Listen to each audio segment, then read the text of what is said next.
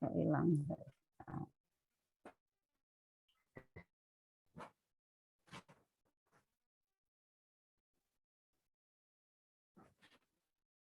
Yang pertama tentang ketidakpastian ya, sama verifikasi dan validasi. Kita ketidakpastian dulu bahwa di pengukuran, baik pengukuran di laboratorium maupun pengukuran non laboratorium itu memang ada Emang udah belum, kamu udah belum? Mas Felix Avandi di mute ya.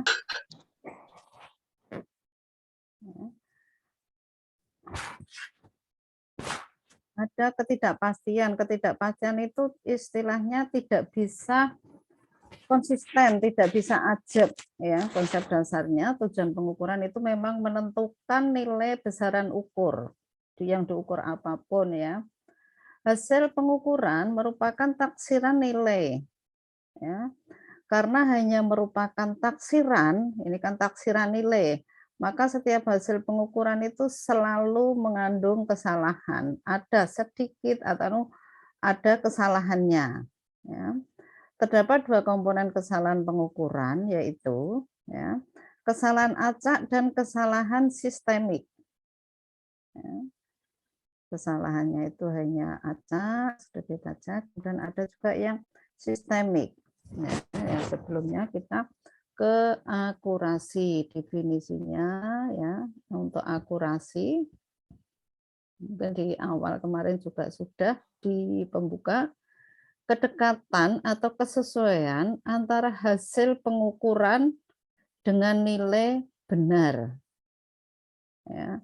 Ini adalah akurasi, jadi kedekatan nilai titik-titik ini ya dengan nilai benar, artinya memang yang sebenarnya nilainya itu berada di lingkaran yang di sini, dari kuning sampai ungu mungkin warnanya ini ya. Nah, itu titik-titiknya itu semua menyebarnya di dalam nilai yang benar, nilai yang sesungguhnya. Tetapi tetap tidak sama, apakah selisih 0,1, selisih 0,2 ya. Kalau setiap pengukuran sama, misalkan kalian mengukur glukosa dalam darah, ya, satu kelas sama-sama mengukur glukosa, ditulis mungkin ya di papan tulis gitu, nggak ada yang sama, ya, selisih ada yang sama, ada yang malah melonjak tinggi, terkadang ada yang turun tinggi, ya, hampir-hampir keselisih mungkin 0,2, 0,5, 1 atau 2 ya, itu yang akurasi merupakan suatu konsep yang kuantitatif. Ya, kalau di sini adalah akurasinya nggak benar karena yang diharapkan di ini, yang dikasih tanda panah ini, tapi ini penilaiannya, hasilnya menyebarnya di luar itu. Presisinya juga nggak benar karena semua ada di mana-mana. Kalau presisi benar itu mengelompok. Misalkan sama-sama salah, misalkan di biru, tapi semua pemeriksaan itu ada di titik biru. Ya, tetapi tidak sebenarnya, yang seharusnya ada di titik kuning yang tengah kalau akurasinya bagus. Ya. Presisi adalah kedekatan dari kesesuaian antara hasil pengukuran ya bebas ya dilakukan dalam kondisi tertentu. Kalau presisi ini akurasi dan presisi harus diingat ya. Presisi itu berhubungan dengan distribusi kesalahan acak. Nah, tidak dengan kedekatan terhadap nilai. Jadi ini yang presisi. Ya. Harusnya kedekatan nilainya di yang dikasih tanda panah, tapi ini dia di luar. Ya, nilai yang benarnya adalah nilai yang di tengah. Tapi ini presisinya bagus. Dari 8 orang ini dia di sini semua nilainya pengukurannya. Tetapi yang sebelah kanan dari 8 orang ini menyebar semua, tidak ada jauh ya. Dari nilainya juga jauh, sebarannya juga tidak ada yang berdekatan. Berarti ini presisinya tidak bagus. Ya. Definisi ketidakpastian pengukuran. Ya. Ketidakpastian pengukuran didefinisikan sebagai suatu parameter yang terkait dengan hasil pengukuran. Di sini menyatakan sebaran nilai secara beralasan dapat diberikan pada besaran ukur. Apabila taksiran ketidakpastian tadi nilai besaran ukur dinyatakan dengan X, ketidakpastian pengukuran untuk tingkat kepercayaan tertentu dinyatakan dengan U, maka nilai dari besaran ukuran yaitu X diyakini berada di dalam rentang. Ya. Jadi di antara, rentang itu berarti dia di antara. X min U kurang dari X, X kurang dari X. Jadi itu memang di antara, namanya ketidakpastian. Jadi meskipun satu sampel diperiksa 30 orang satu kelas, ya hasilnya tidak sama. Nah, ditambah lagi semakin banyak orang, ya hasilnya nggak sama. Itu namanya ketidakpastian. Sumbernya, sumber ketidakpastian, standar dan acuannya yang pertama benda ukur, kemudian peralatan, metodenya, metode untuk mengukur, kondisi lingkungan, juga personil atau yang melakukan. Meskipun alatnya sama, yang melakukan beda, hasilnya kadang beda. Bukan kadang, selalu kalau biasanya kalau praktek offline itu selalu kita mengeluarkan sampel yang sama, diperiksa sekian orang, hasilnya suruh nulis di papan tulis, itu nggak ada yang sama. Sumber kesalahan, ya, sumber-sumber yang lain yaitu definisi tidak memadai. Nilai ketepatan yang digunakan dalam perhitungan, keterbatasan teknik perhitungan, perbedaan hasil pengamatan berulang pada kondisi yang sama. Ya. Kemudian kesalahan pemakaian alat ukur, kesalahan program komputer, kesalahan pemindahan data, kesalahan model besaran ukur itu bukan merupakan sumber ketidakpastian, bahkan penyebabnya. Kenapa bisa salah? Oh, alat ukurnya yang dipakai ya keliru. Misalkan timbangan. Timbangan itu kamu mengukur berat badan dari timbangan satu ke timbangan lain, itu beda-beda. Mesti milih yang bisa di situ angka paling kecil. Ya, tapi berarti itu alatnya yang tidak ada yang tidak benar. Ya.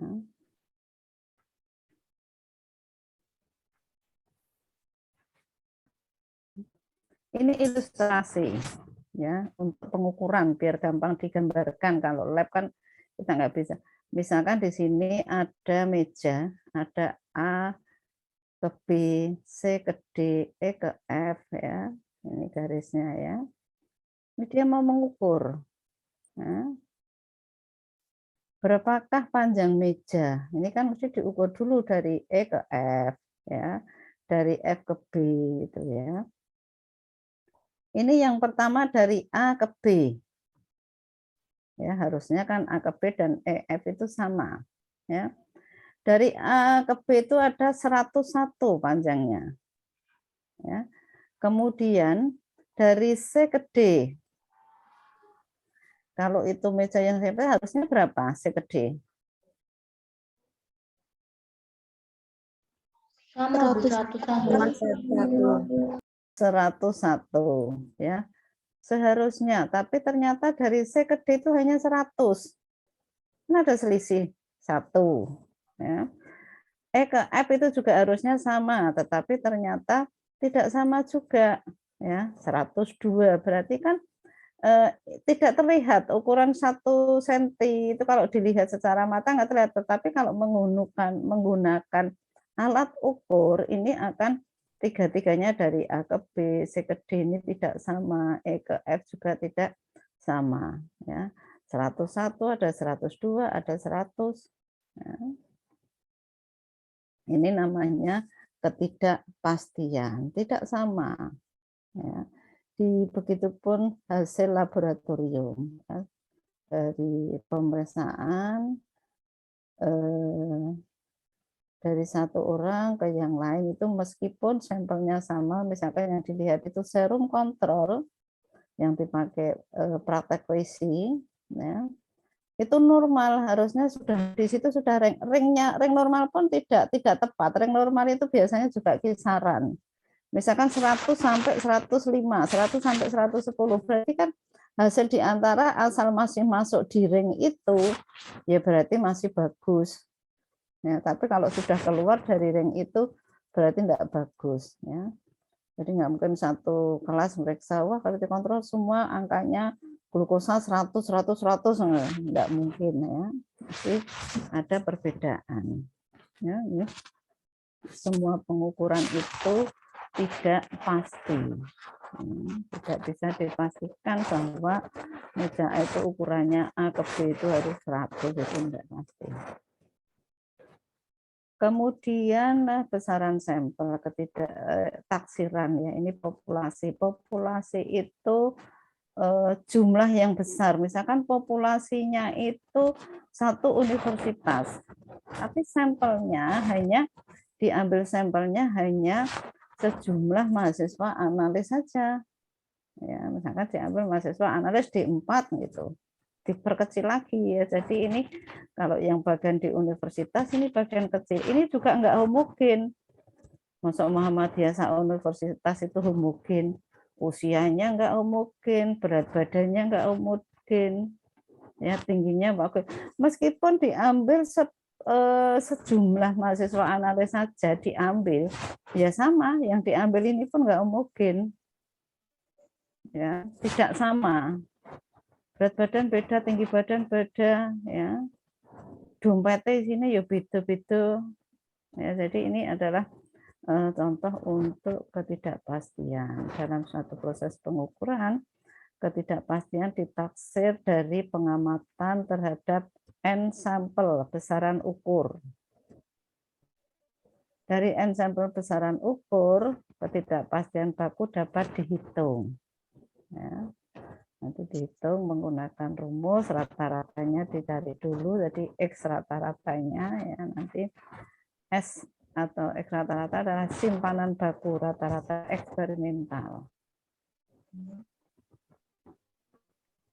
Ini contoh soal, misalkan pengukuran panjang balok yang tadi ada 10,1, ya. X1-nya, kemudian ini ada masuk di X2, nanti akan ketemu rata-ratanya.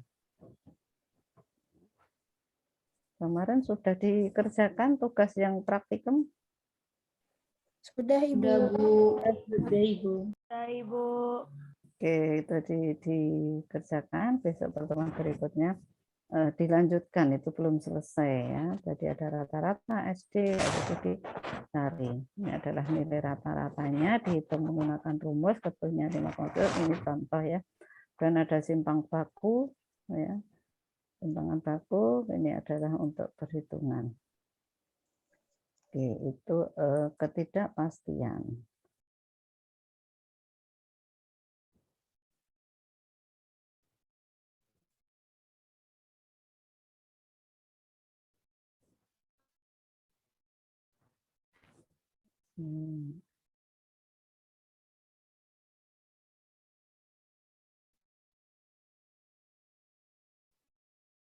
Kita lanjutkan diskusinya nanti aja, ya. Ini sekarang kompetensi D4 itu adalah juga memverifikasi dan memvalidasi hasil, ya.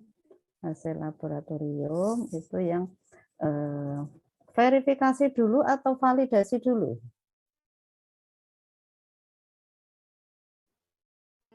Verifikasi. Apa itu validasi?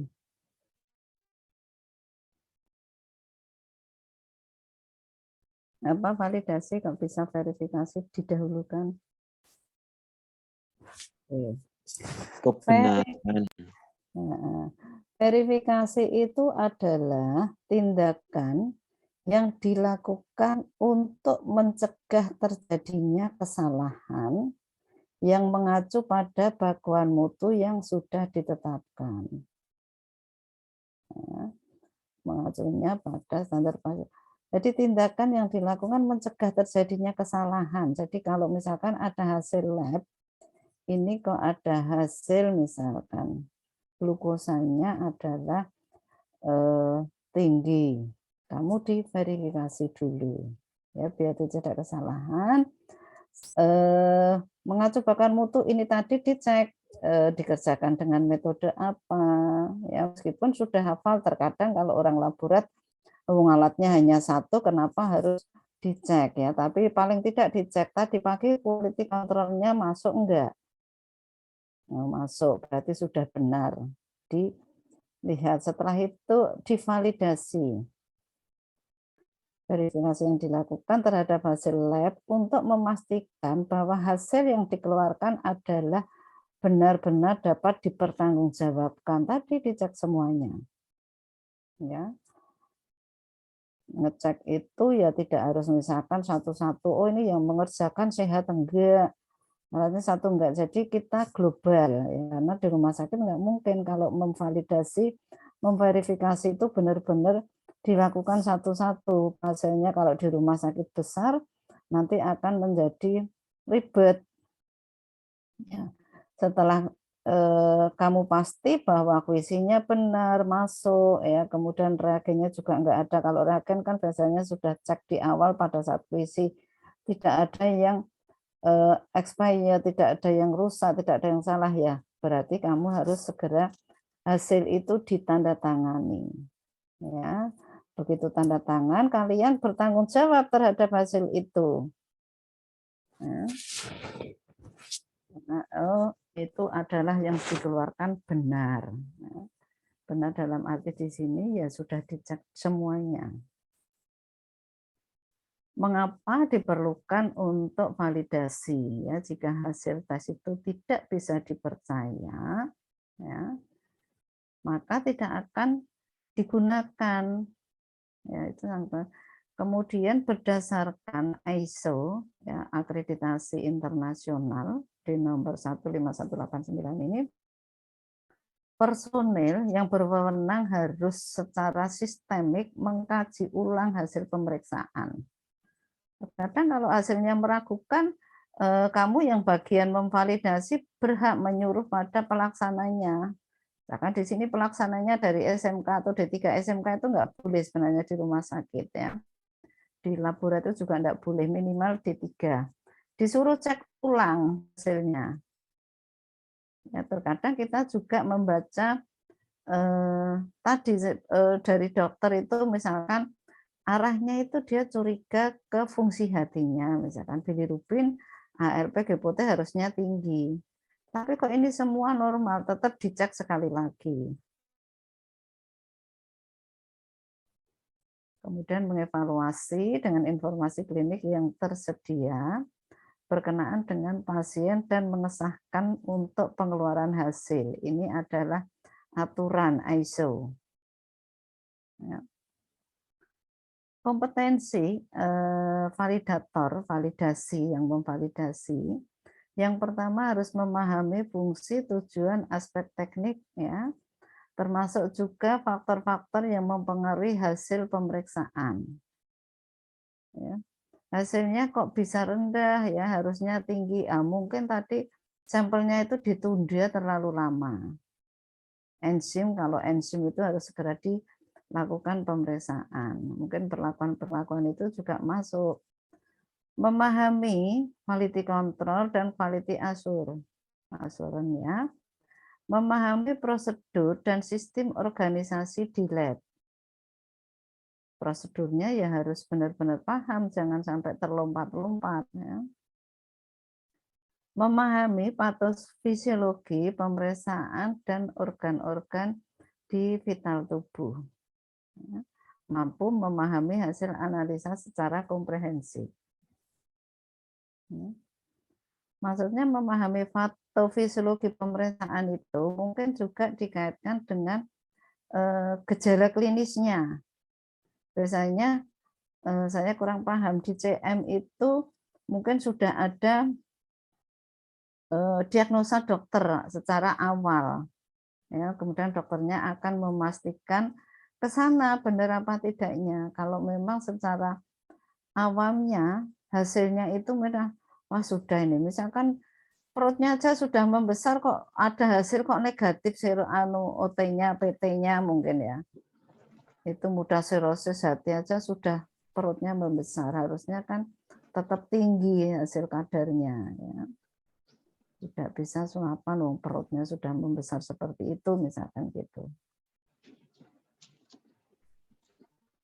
Verifikasi dan validasi yaitu metode yang pertama di pendaftaran. Nah, kita cek. Kemudian di pengambilan sampel, di pengolahan sampel, di poin titik-titik ini perlu kita lihat ya untuk verifikasi. Kemudian di cara menganalisanya benar apa tidak, kemudian dokumen, kemudian penyerahan hasil. Meskipun hanya penyerahan hasil itu juga terkadang ada yang kurang benar, mungkin tertukar. Ya. Kalau cara dokumennya dalam hal menulis itu berarti di dokumennya pada saat menulis mungkin salah, misalkan 135 ditulis 153, ya karena nggak konsen. Ya. Kemudian data verifikasi ini divalidasi kalau sudah, oh pendaftaran ya benar, pengambilan sampel benar. Pengambilan sampel nggak usah dicek, kalau sudah bisa ngambil sampel biasanya cuma kalau ngecek berarti kita harus menunggui waktunya habis. Ya.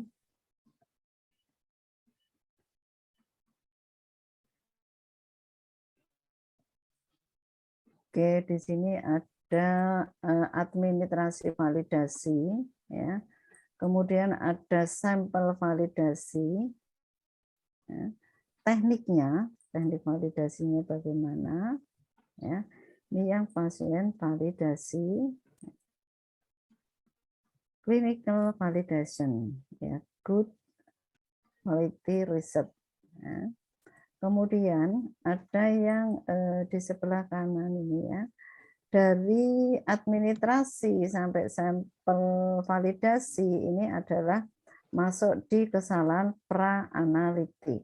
Ya, apapun yang dilakukan di sini yang tidak benar itu berarti masuk kesalahan pra-analitik. Paling tinggi pra-analitik ada 60%.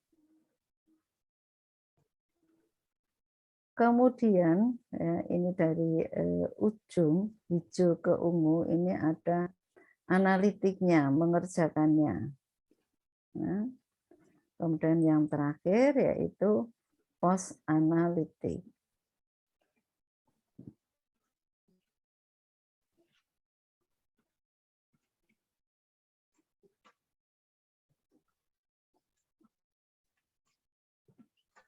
Laptop saya itu LCD-nya kena, jadi ini ketutup hitam-hitam. Ya, mau diperbaiki sampai sekarang pesan belum dapat. Tahapan awal dimulai dari seleksi, ini yang di administrasi ya. Seleksi, kemudian permintaan untuk tes. Ya. Kemudian ada ini dulu.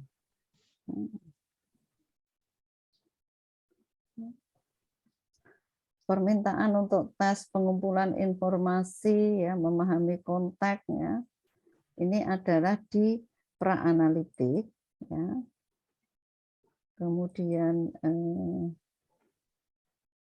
di sampel validasi ini juga berhubungan untuk memperoleh spesimen yang tepat. Ya. Yang tepat itu ya banyak kalau pada saat sampling ya. Ada yang pertama tourniquet. Pakai tidak pakai sekian menit aturannya. Aturannya dipakai pada saat mau ngambil. Pada waktu yang tepat, pasien yang tepat, prosesnya juga tepat, ya, transportnya. Maka ini yang seharusnya atau kesalahan di sini ini masih di pra-analitik. Tadi kalau teknik ini sudah ke kesalahan yang analitik. Harus memperoleh jawaban yang tepat tentang ukuran kualitas yang diperlukan untuk tes. validasi, akurasi, dan presisi pengukuran program kuisinya, ya, dan pelaksanaan pengukuran serta prosedur kontrol. Ini technical validation. Kemudian di pasien validasi memastikan bahwa hasil uji yang tepat dengan benar dilaporkan ke catatan pasiennya dengan tepat serta memperhitungkan apakah hasil tes itu konsisten dengan informasi kondisi pasien. Ya, kadang pasien itu menyampaikan informasinya, saya pusing, saya demam, kayak gitu ya. Variasi yang diharapkan pada pasien individu dan kelompok, populasi yang sesuai, serta hubungan dengan nilai kritisnya.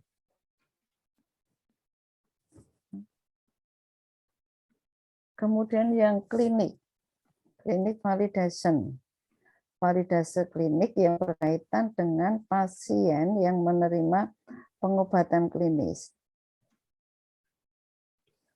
Berdasarkan hasil uji lab dan jasa validasi klinis melampaui apa yang biasa dianggap sebagai bagian dari validasi dan dari verifikasi.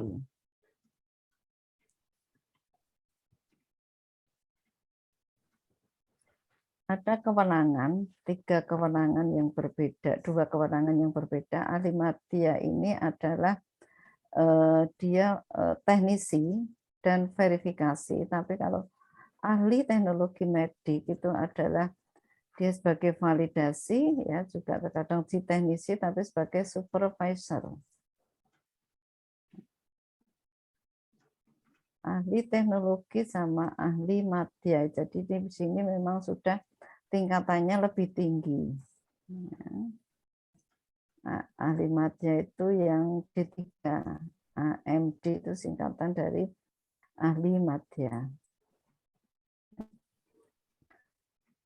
Itu tentang pengukuran, kemudian verifikasi dan validasi. Silahkan kalau ada yang mau didiskusikan. Ini banyak yang diterima PKM. Ada yang Ada Ibu. masih revisi, apa-apa diperbaiki kalau yang masih revisi.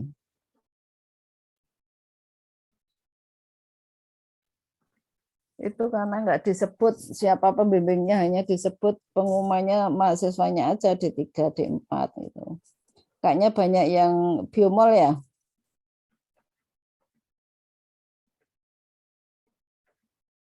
Oke, ada yang mau ditanyakan?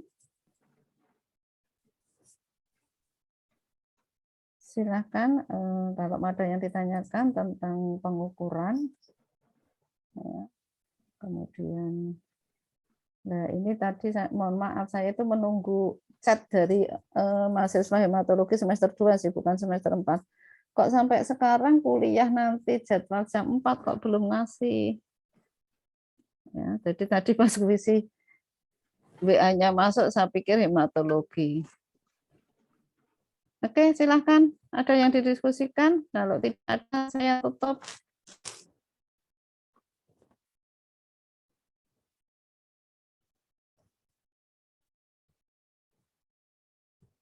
Sepertinya belum ada, Ibu. Oke, enggak apa-apa. Oke. Ya. Oke, kalau belum ada untuk pertemuan kuisi pada siang hari ini saya tutup dulu. Berarti minggu depan siapa ya? Jadwalmu Kamis ya. Kuisi tanggal minggu depan.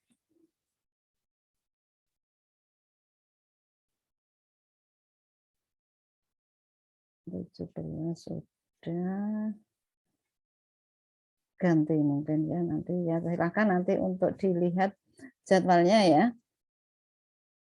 Oke, materinya akan saya kirimkan ke Sipen-nya ya. Kita akhiri untuk pertemuan sore hari ini. Wassalamualaikum warahmatullahi wabarakatuh.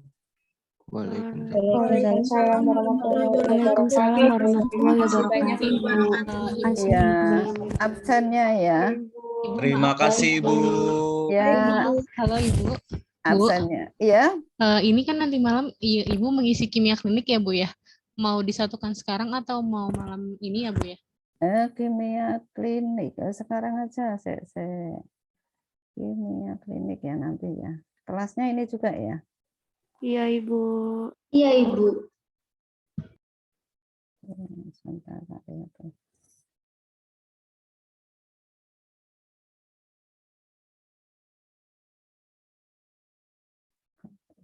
Tanggalnya 20 ya. Oke, sekalian aja. Nggak jadi late berarti. Malam itu saya tadi juga sempat bingung, mudah-mudahan bisa karena kan kalau malam Jumat itu ada pengajian. Wong tua ki golek dunia akhirat, jadi akhiratnya ya tunggu pengajian-pengajian. Oke, untuk kimia klinik sebentar tak buka dulu.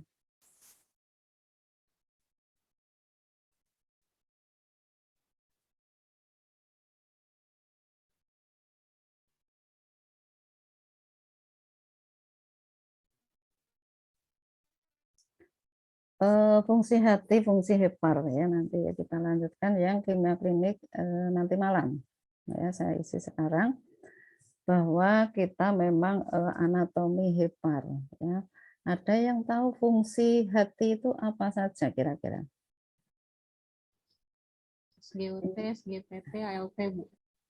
Ya, itu untuk pemeriksaannya ya, ada bilirubin juga ya. Ini ada hati itu ada 4 lobus ya, lobus kanan, lobus kiri ya. Ini memang hati itu apa ya, orang yang terinfeksi hati, misalkan ada kanker hati atau apa itu, hati itu tidak penuh, tidak utuh pun masih bisa bertahan. Ya, misalkan hati itu ada 2 kayak kupu-kupu gitu, sebelah hilang pun 50% masih bisa, bahkan 30% hati yang 70% itu dipotong pun masih bisa ya, meskipun memang berkurang ya, karena akan menjadi itu kan di kita pembentukan darah itu kan di mana? Yang tahu pembentukan darah juga di hati ya. Sekarang tes faal hati atau faal itu adalah pemeriksaan lab kimia klinik. Mohon maaf, ini share screen-nya belum muncul atau memang Ibu belum Belum ya. Oh Iya, ya, Ibu. saya yang keliru. Sebentar. Belum bisa ternyata.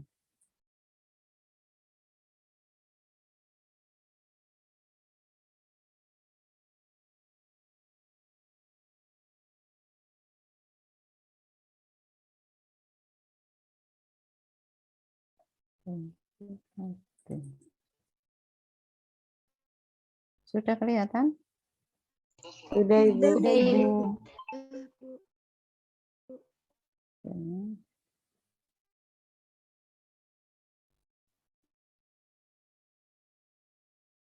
Ya. Untuk definisinya adalah pemeriksaan lab kimia klinik yang digunakan untuk menilai fungsi hati, ya, untuk mengetahui sebenarnya seperti apa gangguannya, bisa dari prehepatik, hepatik juga poshepatik. Tes faal hati tadi bisa albumin. Albumin itu adalah bagian dari protein. Protein itu ada albumin, ada globulin. Ini juga tinggi juga menandakan kalau fungsi hatinya terganggu, albuminnya tinggi ya. Kemudian bilirubin ya. Baik bilirubin total, bilirubin direct maupun indirect itu dia akan tinggi. Transaminase itu ada AST dan ALT, itu ada GPT dan GOT. Ya, ini nama lainnya. Kemudian ALP, alkali fosfatase, GGT, gamma glutamate transferase, dan cholinesterase. Ya, untuk yang ase ini adalah sudah enzim. Ya, enzimatik, kalau bilirubin, albumin, bukan, tapi yang lain ini adalah enzim dalam hati. Transaminase ini adalah enzim yang mengkatalis perpindahan reversibel satu gugus amino. Ya, gugus amino menjadi asam alfa keto, ya di situ ada 2 serum. AST, ALT itu GOT dan GPT. Ya, aspartate aminotransferase atau GOT, ini juga ALT atau GPT. GOT ini terdapat di sitoplasma dan mitokondria sel hati, jantung, ginjal, juga di sel darah merah. Tapi kalau yang GPT terdapat di sitoplasma, yang sama ya, di sitoplasma juga sel hati, sel parenkim ginjal, nah ini ada di otot juga. Nah, kalau untuk fungsi hati lebih spesifik yang OT dibandingkan yang PT, ya, karena ini ada di otot, di pankreas, limpa, paru, ini juga GPT itu akan positif. Dan pemeriksaan AST, yaitu ada di praanalitik, terutama di persiapan pasien. Kesalahan di persiapan pasien, orang penderita fungsi hatinya tidak terganggu ini juga harus menghindari aktivitas fisik, ya, kemudian posisi sampling, ya, posisi sampling itu berbaring atau bukan berdiri, ya duduk, ya masuk diambil darahnya berdiri kan enggak, ya. Kemudian menghindari pemakaian obat-obatan terutama yang mengganggu pemeriksaan AST, yaitu salisilat dan antidepresan, ya, benison, acetaminophen, ini adalah mengganggu, juga alkohol. Ya. Persiapan sampel menghindari hemolisis dan lipemik yang banyak lemaknya. Ini adalah sampel yang lipemik, ya, sangat keruh, banyak lemaknya. Ya. Ini yang sampel yang hemolisis, juga sel darahnya sudah pecah, itu kalau di enzim nanti sangat-sangat mengganggu. Serum dalam plasma menunjukkan kejadian hemolisis ketika konsentrasi Hb-nya lebih dari 50 mg, ya, ini untuk contoh sampel yang hemolisis, ya, di sini. Hemolisisnya macam-macam, ada yang ringan, juga ada yang berat. Tadi proses sentrifusnya ini harus sesuai. Jadi kalau sentrifus itu kalau membuat plasma ya dikasih antikoagulan dulu. Kalau membuat serum itu harus didiamkan dulu terjadi koagulasi, baru disentrifus agar tidak lisis. Kalau dari ngambil langsung disentrifus biasanya sel-sel darahnya itu akan lisis. Ya. Kemudian jenis sampelnya untuk pemeriksaan yang fungsi hati bisa serum, bisa plasma. Plasmanya bisa plasma heparin, juga bisa plasma EDTA. Ya.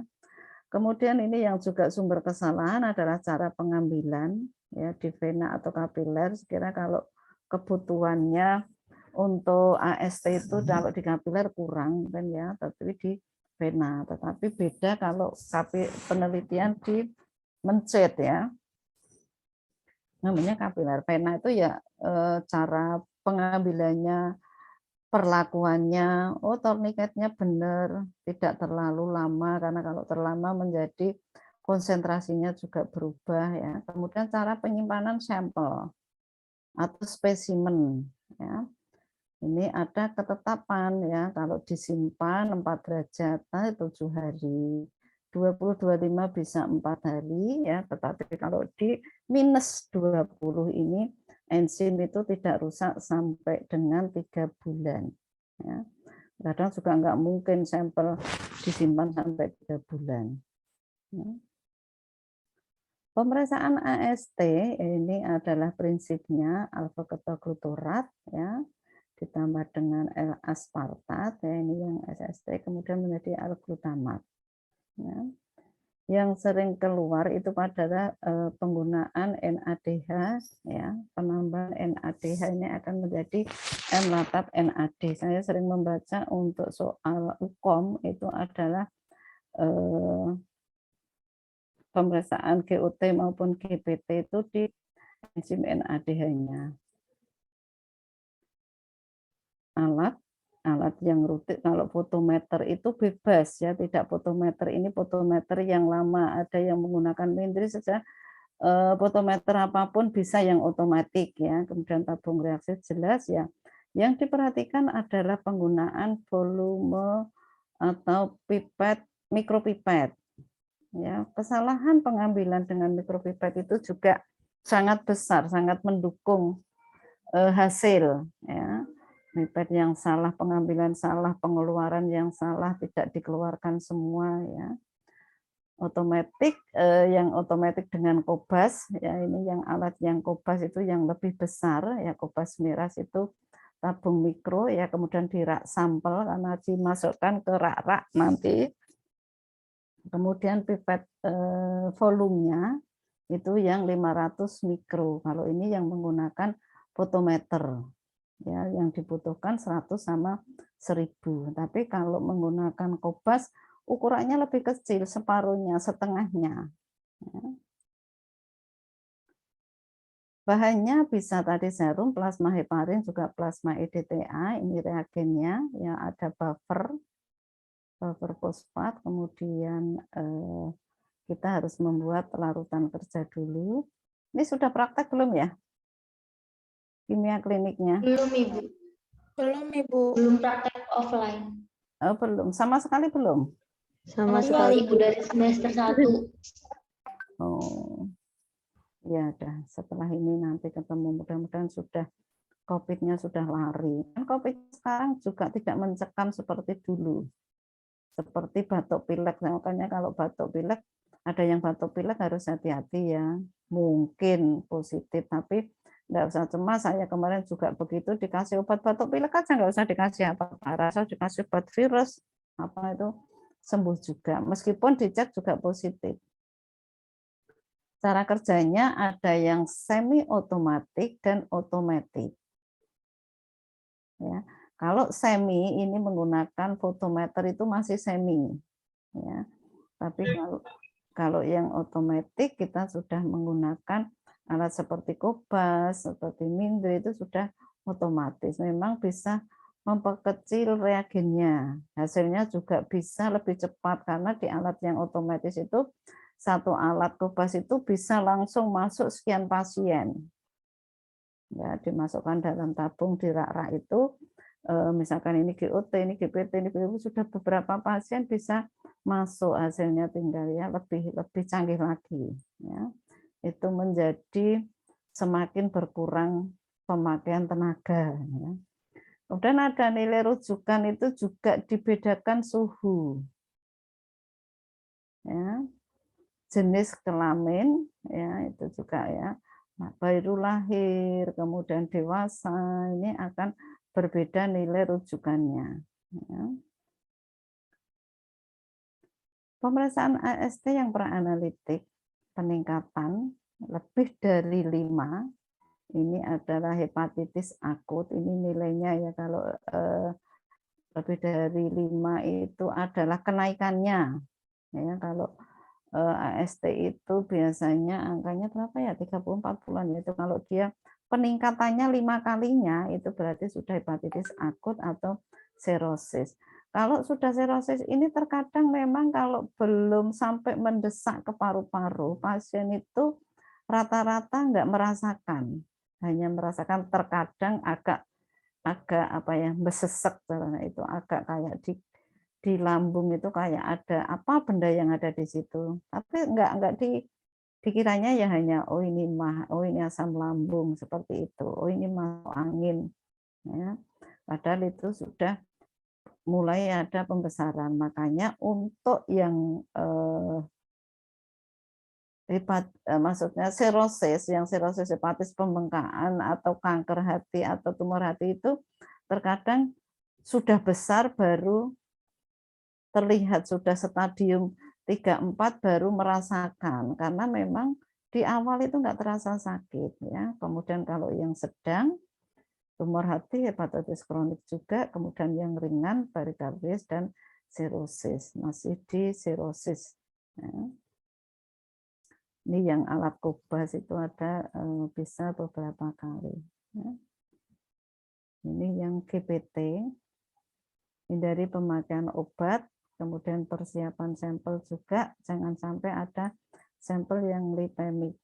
Ya, di situ sampelnya itu banyak lemaknya, ya, sama serum, plasma heparin untuk jenis sampelnya, dan EDTA. Cara pengambilannya bisa vena dan bisa kapiler. Ini juga penyimpanan sama, ya.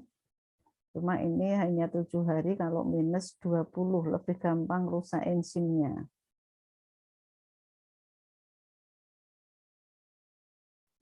Ini adalah prinsipnya, ya. GOT, GPT, ALT itu sama, prosedurnya pun sama persis, pemeriksaannya hanya memang fungsinya sebagian terbentuknya di otot, yang satu memang lebih banyak di fungsi hati. Ini adalah bahan-bahannya, ya. Kemudian pemeriksaannya sama, ada semi dan otomatis. Ini adalah nilai rujukan 12 sampai 60 itu yang laki 10 sampai 40 mikrounit per liter. Kemudian yang perempuan itu 7 sampai dengan 35.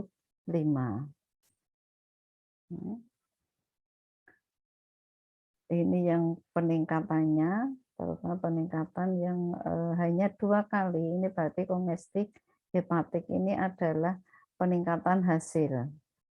Ya. Dikatakan sirosis memang kurang dari 10 kali dari nilai rujukan.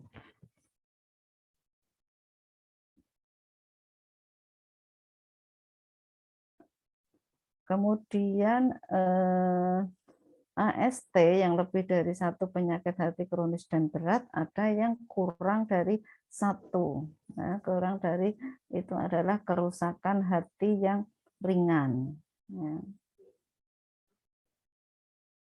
Orang yang sehat terasa hanya masuk angin gitu kan kadang tidak kita langsung curiga, tak periksa fungsi hatinya. Ya enggak ya. Beberapa saya juga punya saudara, juga punya tetangga, begitu tahu masuk rumah sakit sudah stadium 3, stadium 4 ya.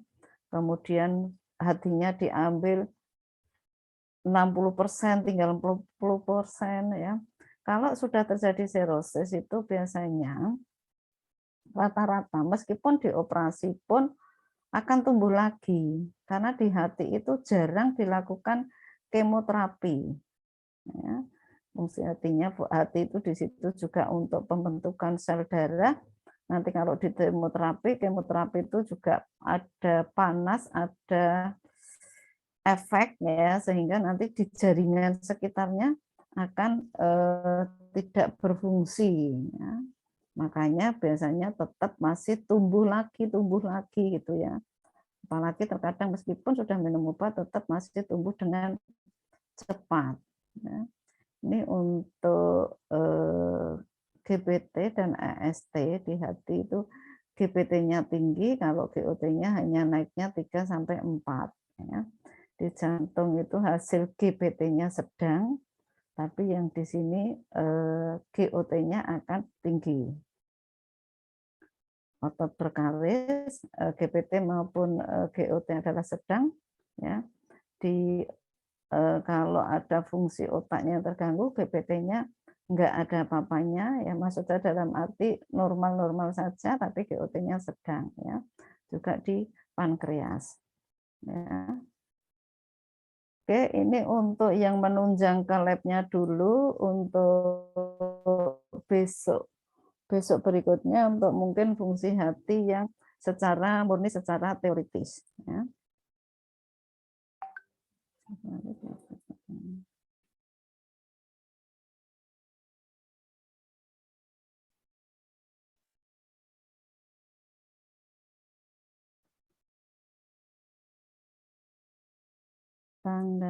tanggal 1 masih saya.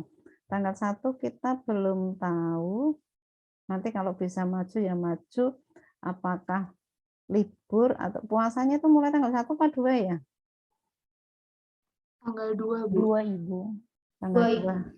Tanggal 2 itu biasanya tanggal 1-nya libur biasanya ya, menjelang puasa itu Unimus kadang libur sehari, 2 hari gitu ya. Nanti ya kita tunggu aja pengumuman kalau hari apa ada yang kosong berarti bisa, tapi kalau hari Selasa saya nggak bisa ya. Kalau kalian ada yang kosong untuk gangguan jantung dan gangguan pankreas itu yang datang saya bisa nanti saya isikan ya. Karena saya ragu mungkin 1-2 itu mungkin libur biasanya, tapi kan kita kalau Muhammadiyah sih pasti kalau sudah tanggal 2 ya tanggal 2, tapi terkadang menunggu pengumuman pemerintah itu yang kadang berbeda-beda ya, melihat hilal itu ya. Tetapi kalau Muhammadiyah ya sudah pasti kalau di jadwal di kalender tanggal 2 ya berarti kita mulai tanggal 2 ya, itu enggak perlu diperdebatkan, untuk yang penting berpuasa. Biasa nanti kalau itu ngikuti yang tanggal 2 nanti lebaran beda ya, kita ngikut yang duluan aja. Oke, ada yang mau ditanyakan tentang pemeriksaan fungsi hati? Enzim itu sangat-sangat sampelnya, serumnya maupun plasmanya itu sangat berpengaruh terhadap suhu waktu pemeriksaan. Ya. Jadi memang harus benar-benar diperhatikan.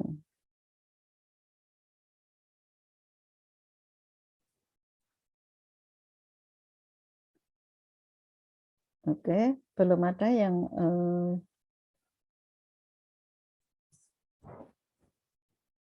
oke, kalau belum ada, saya akhiri dulu untuk pertemuan ini. Mungkin sebentar.